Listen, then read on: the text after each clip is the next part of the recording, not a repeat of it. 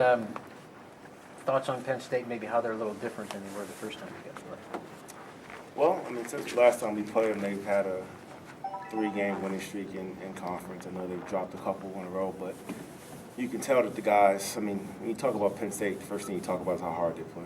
I mean, they're a team that's going to play as hard as you can possibly imagine every single time out, no matter what their record is. And I think that, introducing a couple new players, and I think Newbill and Frazier, establishing themselves as one of the best backcourts in the country. I think the team started to shoot the ball a little bit better in their 3-game winning streak, and they were able to add in a third score. Brandon Taylor's averaging 15 points a game, in their Big Ten wins, and they're just a threat that they always are. But I think they're playing with a little bit more unity. And I know one of their concerns was finding that third scorer. You mentioned Taylor, and then what's the other guy's name? Ross, Travis. Well, there's numerous players on that team are very capable of stepping up on any single night. I mean, John Johnson comes in and really fires the basketball. They have a lot of threats. If you look at when they're playing, it's usually a different guy stepping up every night, and that's why they're such a dangerous team.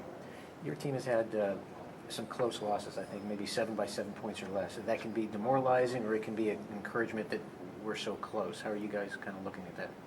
I mean, it's just like it's last play, next play. It's always last game, next game. In this league, you don't really have any time for any pity parties, and you don't have any time to pat yourself on the back. Each night is going to pose a new challenge. So what you're doing is no matter what the situation is, you're always trying to get better as a team. You're going to come back the next day and practice and get after it, and continue to work on the fundamentals and the things that are going to help you be successful in the long run. One of the things we've been focused on is not necessarily just trying to compete and win each game when you have to game plan, but you also want to get better individually, which will ultimately lead to you being better collectively as a basketball team. So we've been really concentrating on the fundamentals and trying to shore up the things that we know we need to improve on, while also concentrating on our strengths. I mean, because there are a lot of positives with this team that don't always necessarily get focused on, which is normal in competition.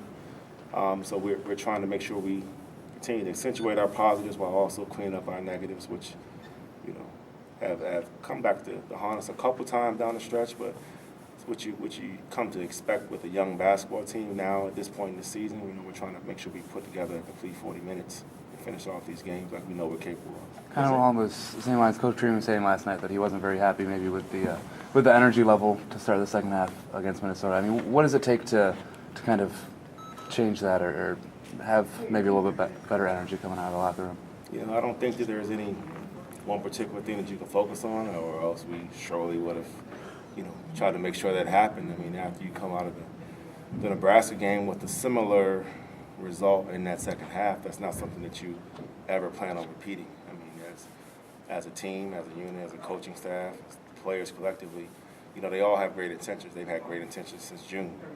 So their energy level, I mean, the learning experiences, like each situation is going to be a different situation.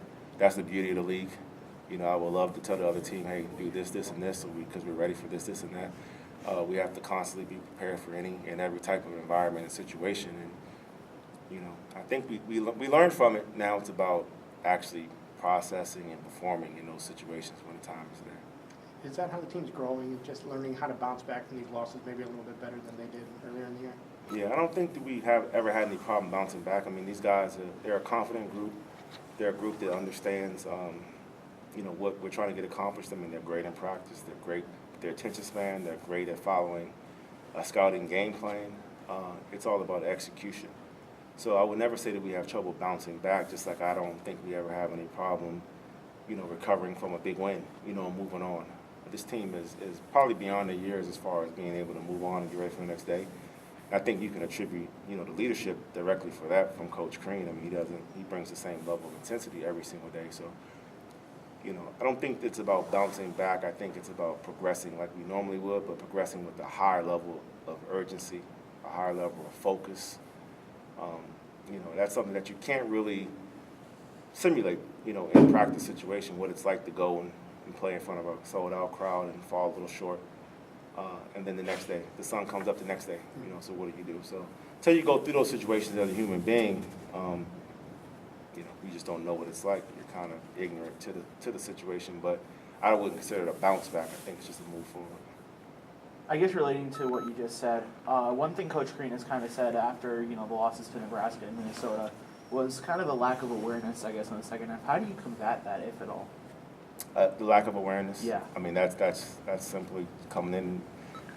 When I talk about fundamentals, that's what I mean. There are fundamental things that are going on that lead to a lack of awareness, and we just got to emphasize them. I mean, whether it's getting over a screen, whether it's communicating a changing defense in a possession, those are fundamental things that you just have to get at. You have to hammer it every single day, and we've been doing it, and we're going to continue to do it. And that's about maximizing your potential as a team. When you're constantly working towards having better communication, and you're fighting that battle every single day, and you're at the far end of the court in the second half in a hostile environment, and you're playing a very good basketball team who's very capable of beating anybody, just like I think anyone in this league is. It is that simple as it sounds, simple. Well, it is that simple. Hey, we're changing defenses. You need to be in this area. Okay, you get 4 people doing it, 1 person not doing it. Guess what? You lose by a possession or 2 in the Big Ten, and that's just something that you can explain until you're blue in the face, and until you experience it and go through it, and that's when you have to learn to hate losing more than you like winning. And I think that this team is there. They've been there. They're focused. They want it for each other. It's about executing and finishing. How do you feel like this team has improved since the last game against Penn State? It's just been that constant development. I mean, focusing on the positive of the team. I think that the guys. There's been some improvements you'll see on some games with our turnover situation. There's been some improvement with. I think we've continued to rebound the ball.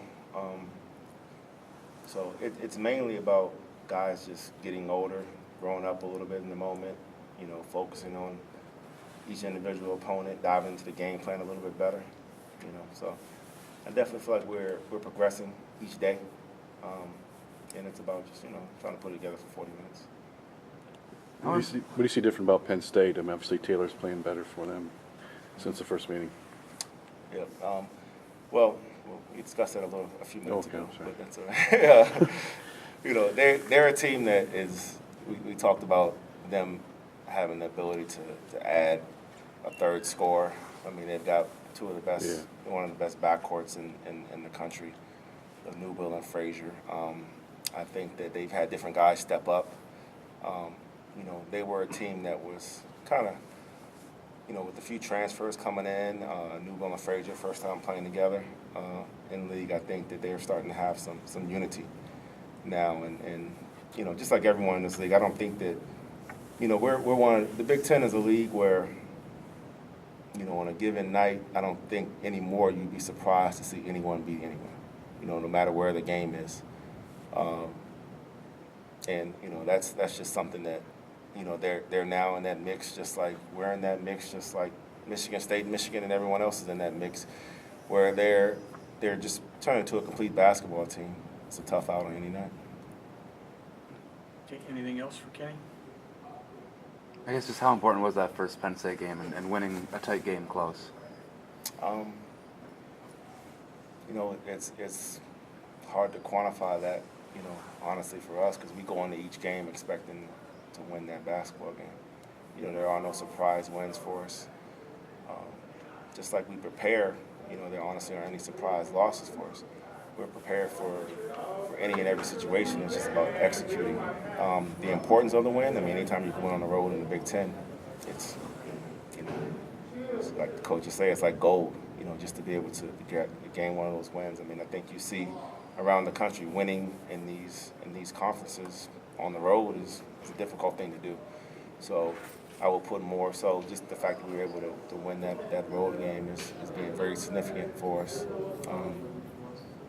It's the first time that the team, an inexperienced team, has been able to win a Big Ten road game. So, from that context, it was important. Yeah. We expected to go in there and compete and win. Okay.